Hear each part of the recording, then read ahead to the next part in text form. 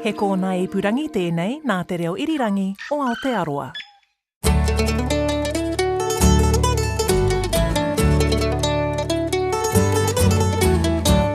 G'day and welcome to Country Life. I'm Duncan Smith.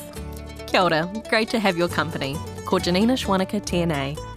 We're at an on-farm auction near Lincoln to see what a Charolais fetches these days. We uncover the secret life of bees with a man who's been tending them for over 50 years. And we meet a North Otago family that's gone from farming fibre to fashion designer, launching a line of 100% woollen coats made from the clip of their farm's Romdale hoggets. But first, to a roundup of this week's rural news. Our rural news team is at the 56th National Agricultural Field Days at Mystery Creek near Hamilton, which opened on Wednesday. And there's been some big news from the government. Well, firstly, the government has confirmed agriculture will not enter the emissions trading scheme. Agricultural emissions, unlike emissions from every other sector, are not priced and are not part of the ETS. The sector was going to join the ETS by 2025, but the government says it will now be kept out of the scheme. It's also immediately disbanding He Waka Eka Noa, the government-industry partnership that had come up with a way to price on-farm emissions. It's being replaced with a pasture sector group, which will include groups like Dairy New Zealand, Beef and Lamb New Zealand and Federated Farmers, to come up with solutions to reduce emissions. Minister of Agriculture, Todd McClay, says it's time for a fresh start on how the government engages with farmers and processors to work on biogenic methane. The primary industries have said they will meet their obligations to, reduce emissions, but they need to do so in such a way as it doesn't just put up costs and put farmers out of business. We are disbanding He Waka Eka Noa. The primary sector and rural communities have no faith in it anymore, and we need to build a collaborative approach to find these solutions. The New Zealand economy depends upon it, but so do people around the world that want to buy the high-quality food that our farmers produce. Chair of Beef and Lamb New Zealand, Kate Ackland, says farmers don't need a financial axe to force them to change. I mean, it looks as though the sheep and beef sector particularly, but all of agriculture, is actually on track to exceed the 2030 targets. So a price is just not needed. And regardless, we don't think a price is the right tool. And the government has announced an inquiry into rural banking. Yes, the Primary Production and Finance Expenditure Select Committees will be scrutinising rural bank lending practices. Rural lenders generally face higher interest rates than their urban counterparts. Federated Farmers banking spokesperson, Richard McIntyre, says it's great farmers' concerns have finally been heard. There's a really uneasy feeling that comes with not knowing if your bank is going to keep on funding you going forwards, whether or not they will extend your overdraft if you do go through tough times. We all know with farming that it's a 3 to 5 year cycle, right? You're not just farming for one season. You're farming through business cycles, commodity prices, and also weather cycles. You'll have drought some years and you won't make any money, and then you'll grow a heap of grass other years and you'll make some money, right? So farmers want to know that the banks will actually help them get through it. Over to horticulture now, and avocado growers are hoping for a successful season this year. Most have had 2 really rough seasons in a row, meaning very little in way of returns. Last year, bad weather meant a lot of the fruit was not good enough to export. It flooded the domestic market, pushing down returns for growers. Seeka grows about 90 hectares of avocados and helps other growers pack and sell their fruit. Chief Executive Michael Franks says the last season was hopeless, with most growers running at a loss. But picking has just begun for the new season, and things are looking brighter. Last year, the export pack-out percentage was very low. Normally, we would have an export pack-out between sort of 50 and 65%, somewhere in that range. Last year, it was like 25 to 35%. And so this year's crop, thankfully, looks more normal. And so we're pretty happy and excited about what's going to happen in front of us. Meanwhile, a smaller apple crop could mean the fruit is in shorter supply. New Zealand Apples and Pears says the exportable crop is 11% lower than estimates made earlier in the season, with 18.9 million tray carton equivalents heading offshore. This has been put down to the lingering impacts of last year's Cyclone Gabrielle and spring weather conditions. While the numbers are down, fruit quality is up. Hawke's Bay Fruit Growers Association President Bryden Nisbet says growers are eagerly awaiting to see what returns they'll fetch overseas. So it was a good harvest as far as weather, probably the best we've had in a few years. The crop was good, a little bit smaller than normal, but it was a good crop. Now we just need to get good returns in the markets overseas, which is really the pinch point for growers. the cost of growing has increased, labour costs, compliance, etc., shipping costs. So the price we get needs to continue to be higher than normal just so that the growers can make some dollars. And many veggie growers are hurting from record low prices. That's right. A national surplus of vegetables and low prices means some growers are losing hundreds of thousands of dollars a month. Co-owner of Horowhenua-based Woodhaven Gardens, Jay Clark, says most growers are talking to bankers to get financial cover so they can keep planting crops. I've heard of growers losing north of $500,000 a month, and you can't do that for very long and then go into a weather event where you end up with no production because you get crop loss, and that will be very, very impactful for the growers if that does happen. There will be some people that it's pretty dire out there for. And kiwi fruit growers' pay packet for this season might be delayed. Yes, that's because of insurance woes around a mouse-infested shipment of fruit to Europe. 1.2 million trays of kiwi fruit were destroyed after mice were found on a shipment from New Zealand when it arrived in Belgium. Colin Bond, chief executive of grower group NZKGI, says they don't expect to hear the result of negotiations between Zespri, its insurer and the shipping company anytime soon. It's likely that the Zespri will need to make a provision for any insurance claim.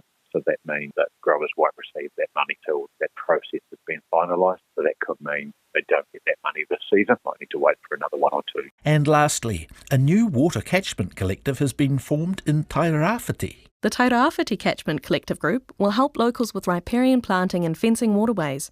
It's just had a $2 million funding boost from the government for its Leading from the Land project over the next 4 years.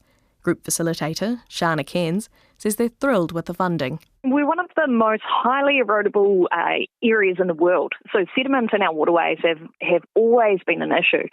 We're definitely on the improve. The council have done an awful lot of work to get logs and debris out of the waterways, but we're really challenged in the region.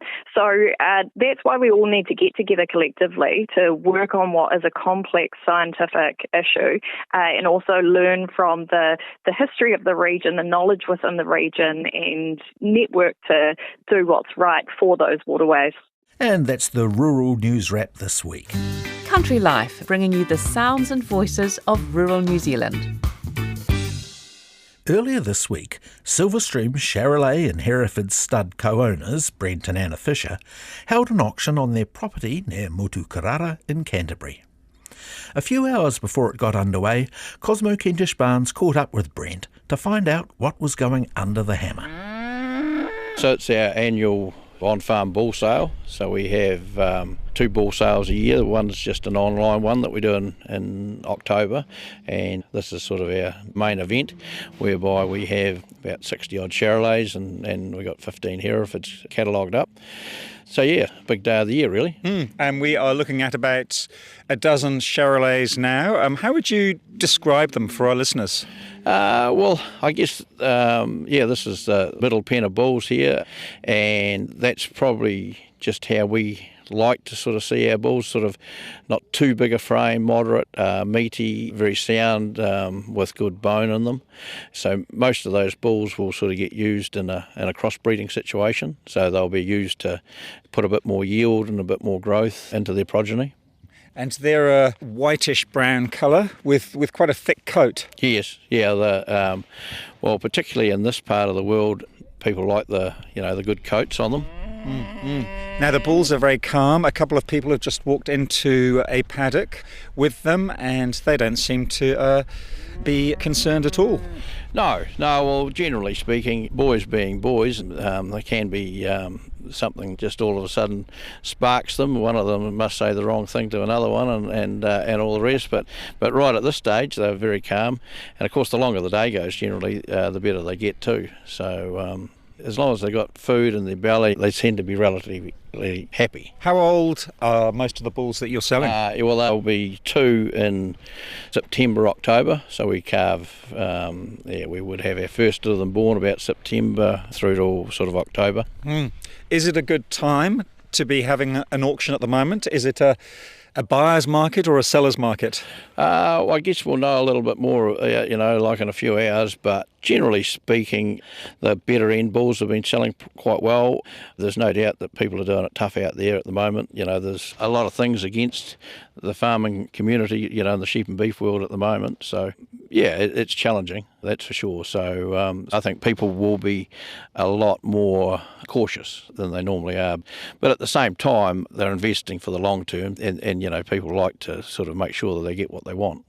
Have you got a ballpark figure for an average price across all the bulls you're selling? It's a bit hard to say. Like last year, the commercial end of the bulls, they were sort of ranging from probably about 5.5, 6 through to 12, 13, and then, if there's the odd stud bull, well, sometimes they just go a bit more, but that's fairly fickle, really, just as to who turns up on the day and whether they all concentrate on the same bull or not. So, yeah, I think in this particular lineup we've got a number of bulls that could suit the stud industry, so it just depends on where they fall, really. Could we go and have a look at your best bull here? Yep, we can.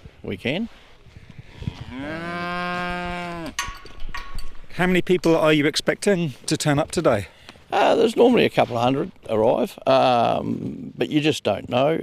And the other thing is nowadays, the online platform plays such a big part. In the last few years we've been selling 20-25% have been going to online buyers. So yeah, there's often just as many out watching, really. So you've got the on-site auctioneers here, but also people can bid from home. Yes, absolutely, and that works amazingly well. And this is only the third sale where we've actually had the online thing going. So yeah, it's been a big part of our operation now. Now, even though the sale isn't due to start until 2 o'clock today, There are quite a few people here already. Yes, a lot of people fly in, so just depends on when their flights arrive. So yeah. Oh, so people come from all over the country? Yes, yeah. So there's people from Northland to Southland and everywhere in between. Do you love these sale days? I wouldn't say I love them. I wouldn't say I love them. No, we love breeding them. I think it's a bit of an addiction, really. So, yeah, we love breeding them, but I think the selling part of it probably doesn't come as natural to us as it could do. Yeah. How important is this day for your farming business? Yeah, it's a big part of it. The stud Charolais and the Herefords are, they are a big part of what we do. And I guess over the years it's become a bigger and bigger part of it. And this really is a big shop window day for us. So yeah, it does mean a lot to us to sort of, get it right, really. Yeah. Oh, well, let's go and have a look at your best boy. So that bull out there is lot 18 in the sale, and he's a bull that we really like. And just because we like it doesn't necessarily mean that the buyers will like it. But why do you like him so much? Well, Charolais as a breed naturally are a horned breed. And so with a lot of the rules and regulations around dehorning and things like that, we've had to try and get the cattle to the stage where they're polled and then ideally homozygous polled. So that particular bull, he's homozygous polled, but yet he's just a beautiful animal as well. So he's so structurally sound. He's got very, very good bloodlines. He's out of an exceptionally good cow by a bull that's done a great job for us. So yeah, he's particularly good. How much do you think he's worth? Well, it should make in the 20s, but it just really does depend on the competition on the day, really, and who else wants to buy them. Like we had our top bull last year made 65,000, and that really just came down to competition. Were you expecting that much money for one bull? No. You certainly. I think this is our 36th sale, and from what we've learned is that you're better to have very low expectations, and yeah. Yeah. You've also got another block of farmland where a lot of these bulls graze, and people might know where that is because you've erected a life-sized sculpture of a Charolais bull beside the road. Yeah. So that's on the main Akaroa Highway. So that's a hill hill block. Of course, Mainakara Highway gets a lot of traffic. So it's worked out pretty good. He certainly created a fair bit of attention. Do you get quite a lot of feedback? Oh, I get tremendous feedback. And in fact, just the other day, someone just left a note in our letterbox and said, we just live in the next valley, and we drive past the bull every day, and every time we see him, it puts a smile on our face. So that's pretty cool. And my wife Anna, she put solar lights underneath him, and he glows up at night. So at the end of the day, it becomes a bit of a landmark. I think he's only been up about 4 or 5 months, but he's already on Google Maps as a destination. So yeah, he certainly created some attention, that's for sure. Brent Fisher there at the Silverstream Charolais in Hereford stud sale near Motukarara in Canterbury, talking to Cosmo Kentish Barnes. He said the price was down a bit on last year. The average bull price at the sale was $8,466 for the 60 Charolais, $7,345 for the 15 Herefords, and the top Charolais bull that Brent singled out, Lot 18, sold for $24,000. Frank Lindsay has been bee mad since he was a boy. Over the past 50 years, as both a commercial and hobbyist beekeeper, he's learned just about everything there is to making honey and keeping bees. I braved my fear of the bees to go and learn more about their secret lives. Late autumn is a quiet time for bees, and a chance for beekeepers to catch up on maintenance, like building new frames or checking the health of their hives. Frank Lindsay has loved bees since he was a boy and has over 50 years' experience tending to the 6-legged winged insects.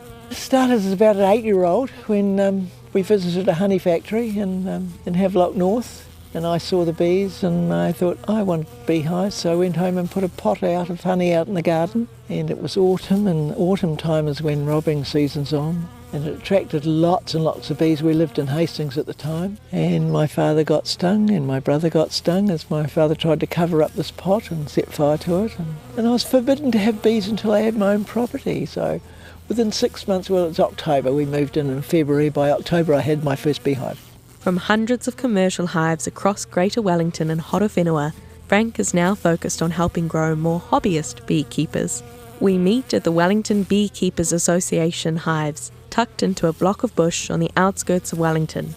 We're reading bee boards today.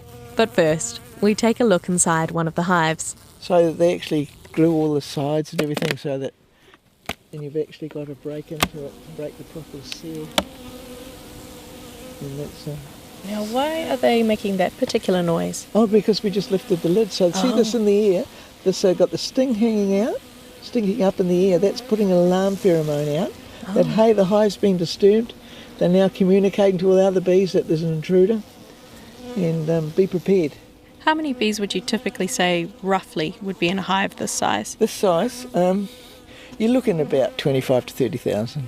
Wow. These are quite, because of the season's been going on and on, these 2 hives here looking good, but I know number 4 will probably be down to about 10 to 15,000. Generally a box of bees is around about 15 to 20,000 bees. And if a hive is performing, at its peak, how much honey would you expect to get from that? Well, in Wellington area, it's around about 30 kilos per hive. But we've got some of them here that, if you look at, it's still, there's 3 boxes of honey on there. And 3 boxes of honey have generally got about 24 Ks, if it's really full, 24 Ks in each. So we're looking at 60 K. It depends on how many beekeepers are around. Bees really need, they get their pollen in the spring from trees and everything, and then after the December that start on to pasture growth, so they get a lot of pollen from clovers and other things that are flowering. And so if you're in an area where you've got a bit of bush and a bit of open farmland, the bees do really well. If it's all just straight pasture like dairy farming, the bees, sometimes some beekeepers will have to support them in the spring by adding pollen paddies. But here in Wellington, with all this so much bush and gorse flowering, the bees do really well. Now back to the bee boards, and we're checking for mites. So they've got slides underneath them, the bottom board, and we every week I photograph the mite fall. So we're up to week 63. So I'm just putting a little bit of vegetable oil on the corflute slide, and then you push it back underneath, and we're doing that for all the hives. So we're doing monitoring, and we put a piece of this to stop the bees getting in underneath, which is spread bag. I did have nice boards and whatnot, so you can see we're looking at the black dots. Wrong glasses on. These are varroa mites, yeah. Oh, gosh, yeah. So we count them, but I don't count them. I photograph them and then send them to Richard Hill, who's our scientist for MPI, and he uses AppyZoom, which counts them in 20 seconds. Wow, so using technology to do it for you. Facial recognition using that. So we'd put a 20-cent coin on there, and they know that a 27 coin That's a scale. is 2.64 centimetres, and then you just take a picture, and that's all there, and then I just send them to him. How long would it normally take you to do something like that? Anything in the season, when you're getting about 300 or 400 mites, it can take me 10 minutes. So I usually, when it's really bad, I'm here for an hour and a half. So we're looking at that to see whether it happened, because what we find is some of your best production hives have high mites at the end of the summer, and they collapse early. And then when they collapse, and that's what happened here, we had hive at the end collapse, and that put mites through the whole lot. And then it takes a long time to get the mite numbers back down again. So the varroa mites, what is it that they're doing to the bees? They're an ectoparasite, so they suck the blood of the bees. They do two stages. They suck the blood inside when they're developing larvae, but when they come out, they then get onto nurse bees, which are bigger bees because they're feeding the young bees, and they've got a lot of fat bodies, and they suck the fat bodies out, and that allows these mites to then produce eggs so they can reproduce. Every 14 days it doubles the number, and so it doesn't. And the difference between 1%, which is 3 mites per, or 1 mite per 100 bees, so is it 1%? Yep, and 5%, which is 15 mites, is you only get half the honey crop. Because the bees are trying to get rid of the mites all the time, so they're not concentrating going out and bringing in honey. And then we get too many, you get viruses happening at the end of the season, and the viruses, they unstabilise the bees, so they don't thermoregulate properly, and they don't get into a cluster, and the hive generally dies through that. Varroa mites aren't the only threat to bees, with a disease called American foul brood also devastating hives across the country. There's a really bad bacterial disease that can get into bees, and it's called American foul brood.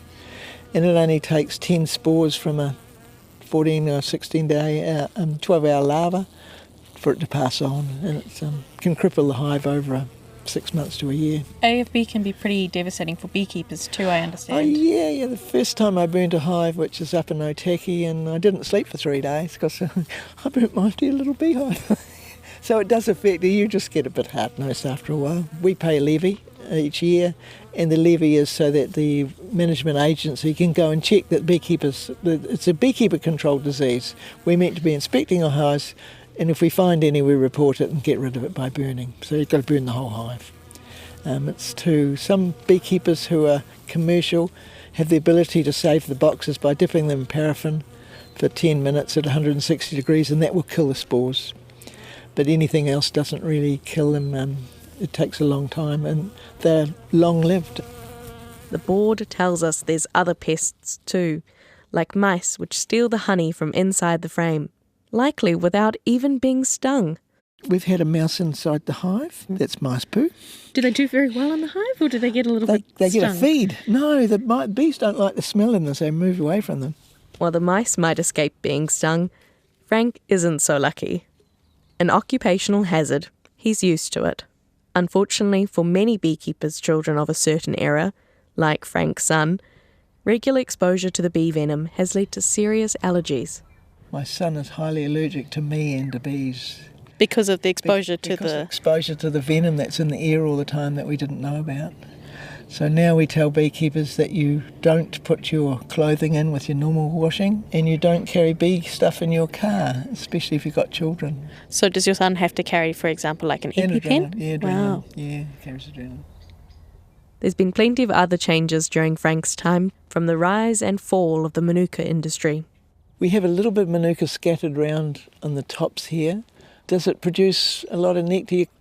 You get the odd frame of it, but it's mostly bush types. Not much money in Manuka for commercial growers at the moment anyway. No, the industry's in collapse, and it's going to take another couple of years at least. There's a lot of beekeepers exiting. We had a meeting yesterday and learned of another 4 have gone, 4 major ones have gone.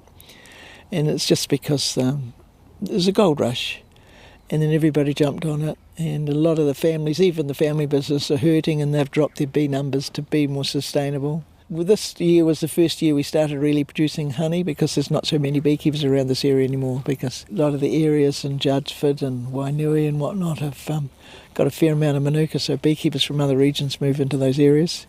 You've seen a lot of changes in your time as a beekeeper, and obviously you've stepped away from the commercial side of things. What are some of the big impressions that you've noticed during your 50 years? Farming practices changed, so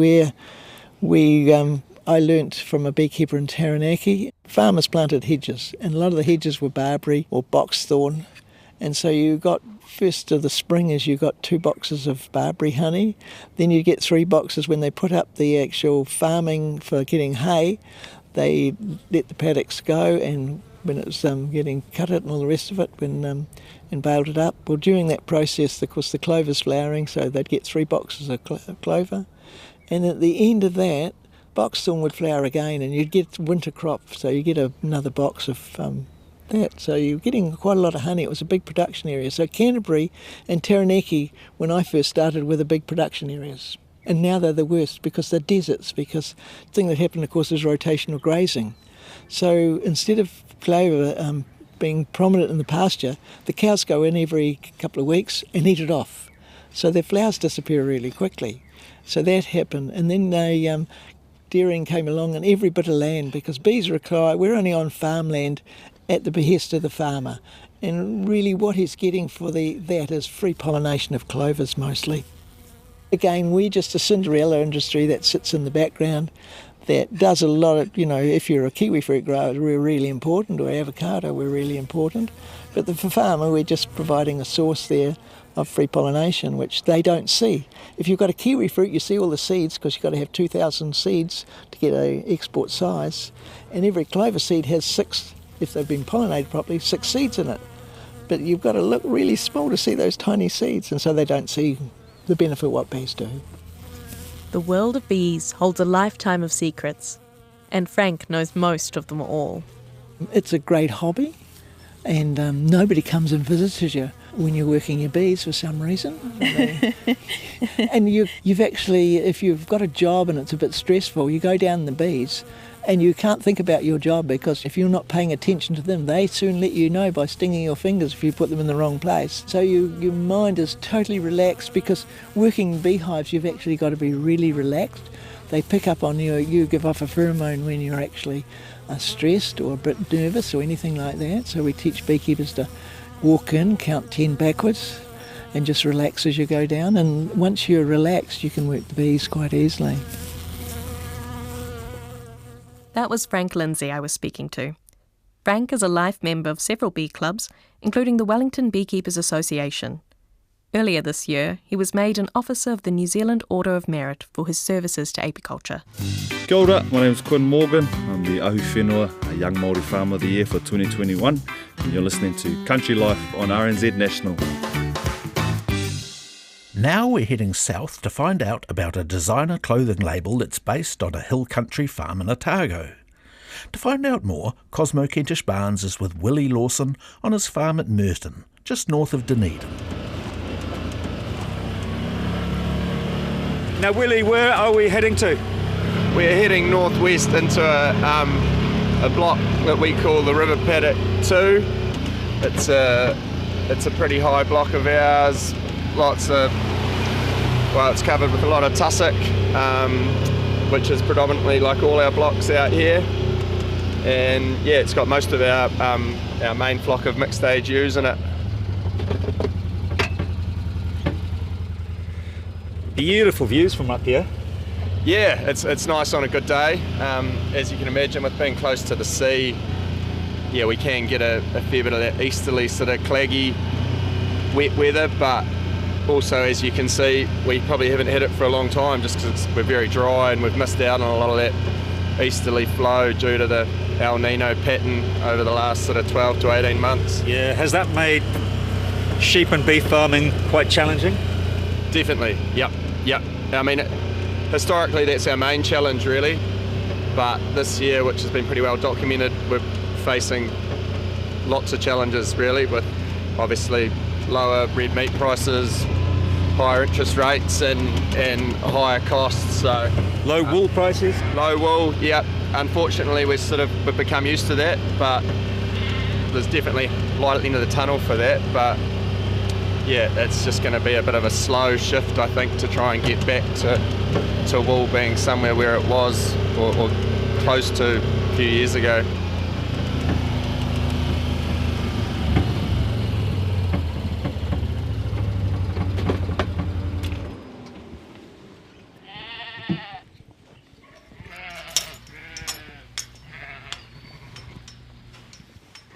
Willie, we are on top of a hill at one of the highest points on your farm, and we're looking at some amazing scenery. How would you describe it? It's high, hard hill country, I suppose I'd call it. But yet with being so close to the coast, a lot of people probably don't quite know what's in behind the hills here until they get out here. So out to our sort of southwest is a big property called Lamb Hill, right on the horizon, and that's back towards Middlemarch. We sort of go across the river there, which is the south branch of the Waikaiti River, and we sort of go back another hill range there before we go into our neighbouring property, Four Rivers. And so how much land have you got in total here? There's about 1,350 hectares, probably about 1,150 of that is effective. You can see some bushy blocks out there. 3 of those are in Kiritu covenants, but more's in the pipeline to do as well. And we can see the river way down there in the gully. Yep, and its flow at the moment is probably a little bit lower than it usually is, just due to the lack of rain within the area.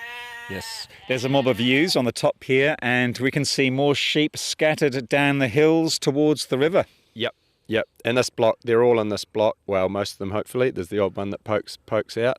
But this block's about 100 hectares in size, so it's a reasonably big block and lots of different places for the sheep to be grazing and shelter and in the sunshine. Tell me about the sheep. What breeds do well on this land? Yeah, so these are Romdales. These are as in Romney Perrindale crosses. They're just a good, hardy, resilient sheep. Great survivability. They move well, and they're just good, hard sheep, which really need in this sort of country. Because of the low wool prices, do you focus mainly on meat? We do. But I mean, we haven't changed our system because of that over the years. We're still basically using the same practices and farming the same way, but just because of that shift to meat, in terms of profitability, that is our main source of income now, and wool is really just a hope to cover your costs in terms of shearing. But I mean, you're shearing every year anyway, so that wool's going to be there, and we do it from an animal health point of view as well. So we sort of recently changed back. We used to shear the ewes twice a year, but due to the costs of shearing, that's gone up extensively in recent years, and the low return on wool, we've just gone back to once a year shearing, which hasn't been the end of the world either, because the wool is longer when it goes to sell, so that there is potentially more demand out there, as long as you can sort of try and maintain the quality of it. And your wife, Georgina, has started a fashion brand that is adding value to this wool. Yeah, 100%. Yep, no, it is. It's not the ewe wool that we use for her fashion brand. She uses our hogget wool, but the hope is that by using that hogget wool, it'll just continue to sort of hopefully snowball in terms of the uses for wool that we and other people out there can try to find to use, and just get it going back in the right way it needs to be going. I mean, it's such a great product, and it's a byproduct of our farming system, which is just completely underutilised. And, my dad, he put a lot of work into genetics and whatnot to try and create really good wool off here. So, to keep that going in some form is really cool. And Willie, what's the annual wool clip that you get from the farm? Yeah, it's around sort of 12,000 kilos, probably all classes of stock included. It's probably more like 9,000 from the ewes, and then the hoggets and the ewe lambs sort of make up the rest of it. And how much is put aside for Georgina's clothing? At the moment, it's just about, it's probably about 70% of the hogget wool, but the aim will be that it'll be all of that hogget wool, so that'll be around 1,500 to 2,000 kilos. It's a small percentage at the moment, but with the demand of wool globally at the moment not being as high and the prices not being that high, it's a far better way to try and utilise it, really. And it obviously fits with what George is doing, her ethos and whatnot, and the production of her coats, like just the whole slow fashion sort of movement. I think is a great thing. We could all do with buying less of the things which are cheaper and made offshore and less sustainable materials. I will be catching up with Georgina soon to find out more about the woolen clothing she's making. But Willie, tell me about the history of this land. When did your family first start farming here? My grandfather bought the place in 1950. They moved from up in the Motukarara Valley, and my father took over when my grandfather passed away. Dad would have been reasonably young, so he took it over when he was about 24, and then we farmed it as one, as our family with my older brother and my dad, and about 7 years ago we split it up between my brother and I, and just good, progressive and unselfish family members really to be able to make it happen, so we're very lucky.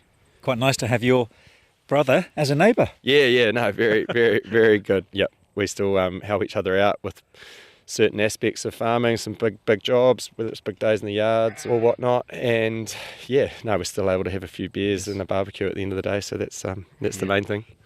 Now, where are your cattle?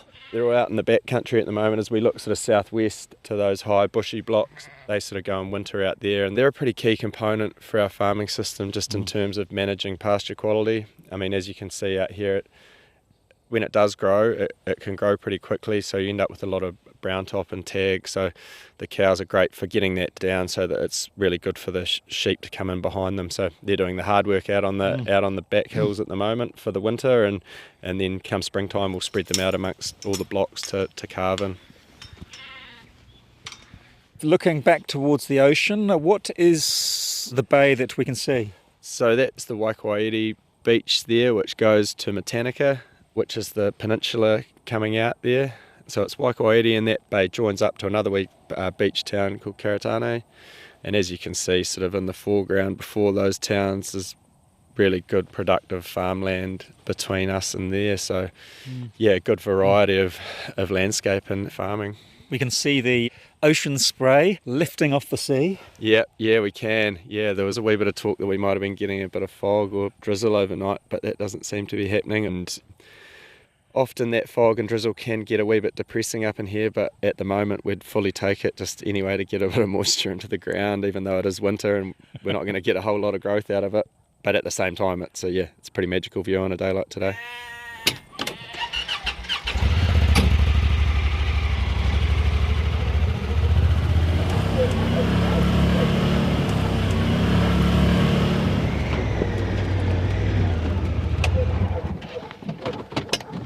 We have come back down to the farmyard and am with Georgina outside the shearing shed.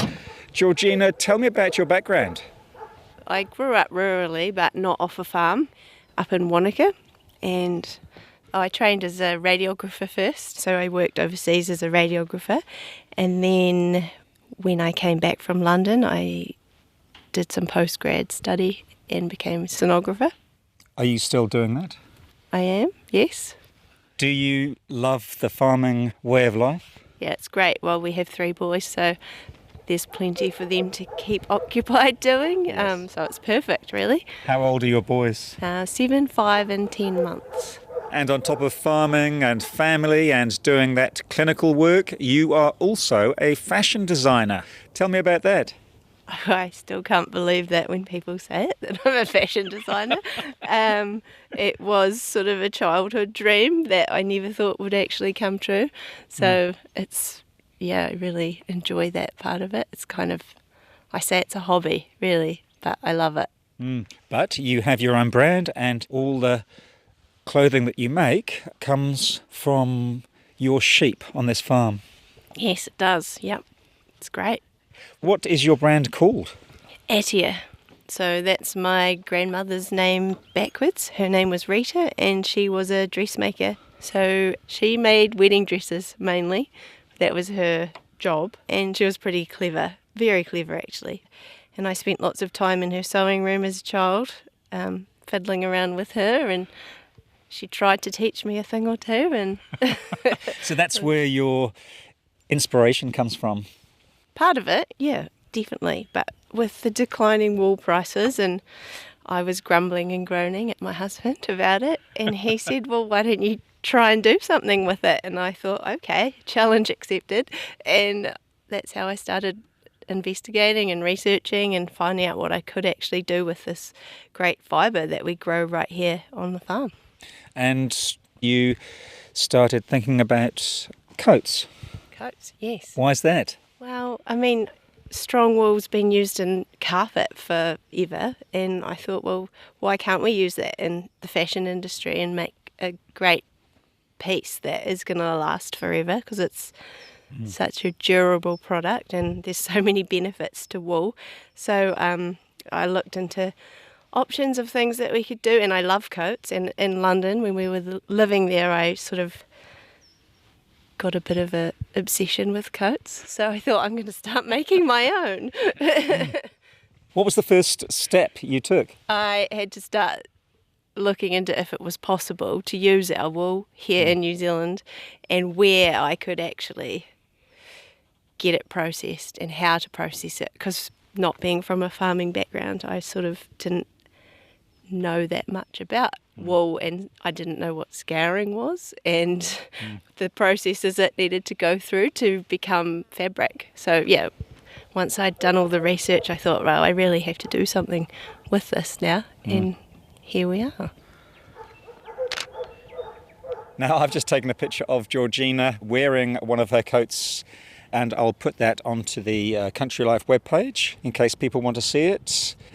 Now, tell me about the quality of the wool. Do you hand select it? So our wool that we use for these coats comes off our hogget sheep. So hoggets are older than lamb, but haven't had a lamb yet, so they're not quite ewes.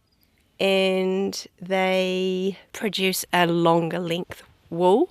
It's slightly finer than ewe wool, so it gives a softer feel. We don't hand select the fleeces yet, but we might this year. But we've done lots of testing on the hogget clip and made sure it's all up to scratch for using for our product, and it's come out really well actually. It's perfect. Yes. What sort of micron is that wool? So it's 31. So it's not as fine as a lamb's wool, but it needs to be a bit higher microns for the strength, for the weaving of the fabric. And what have been some of the biggest obstacles you've faced along this journey? The biggest obstacle was finding each factory or place that would be able to process the wool here within New Zealand. When I started researching, it wasn't widely advertised, these mills and scours, and I remember in Dunedin here there was wool mills up in Roslyn and in Mosgiel, and I couldn't believe that there's just nothing left of them, and I was trying to find where these places were and they just don't exist anymore. Is that because most of our wool goes to China now? Yes, it all gets exported. I mean, we're a country full of sheep, so why do we not process wool here? It blows my mind. Well, shall we head up to your studio and have a look at some of your coats and blazers? Sure.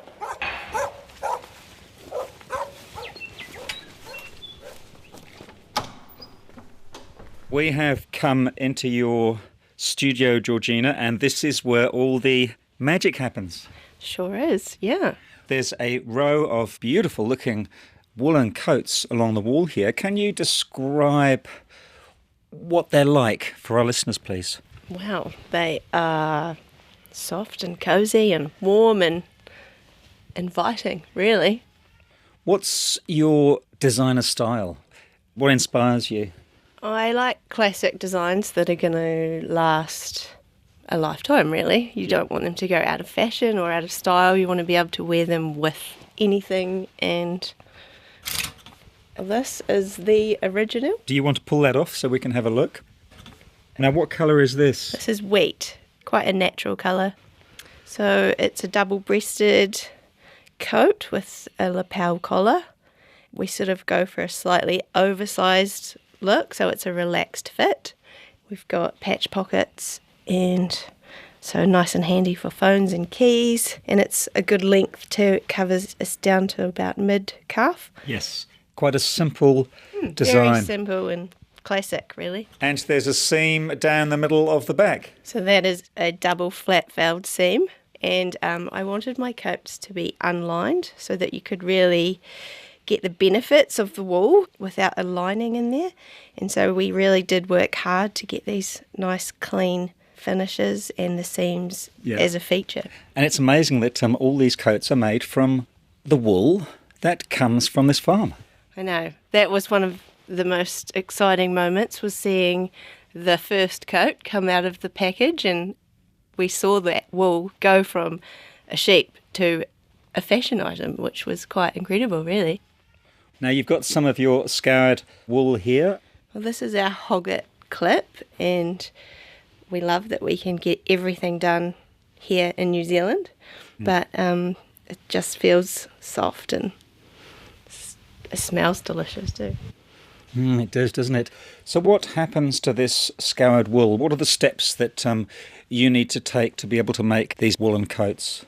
So we take our bales fresh from the sheep up to Timaru, and they get scoured, which is cleaned essentially. It takes all the grease out of the wool, and then this wool gets sent directly up to Wellington, which they then card and spin it into the yarn, and the yarn will then get sent directly from Wellington to Auckland, and we get it woven into fabric at the mill in Auckland, and then from Auckland they send it to our cutters, and the cutters cut the pattern, and then to our manufacturers in Auckland also, who sew it into the end garment.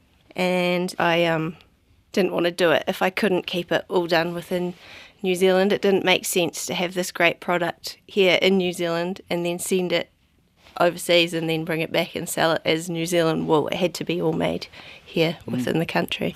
I guess there's lots of costs involved in this process. Just with each step of the way, the costs can get quite high. I mean, processing the wool into the fabric is the biggest cost of making these coats here in New Zealand, but especially for small runs. Well, no, the small runs works well because we can sort of do as many as we want when we want, and our manufacturers are really good. We just have a good relationship with them. You can get them to make your coats on demand. Yes, when we need them, Yeah, what a great situation to be in. Yeah, it's great. And we are going to do more designs and patterns, so we'll release a new style next year, which I've just started working on. What's that going to be like? I think we'll go back to another length coat. Because you've got some shorter ones here too, haven't you? Yeah, these are the blazers, which have been really popular for spring and sort of autumn in-between season styles. It's sort of a dress jacket that you can wear out for dinner or just over jeans or whatever. Very stylish. That's about all I've got left there too. They've been selling really well.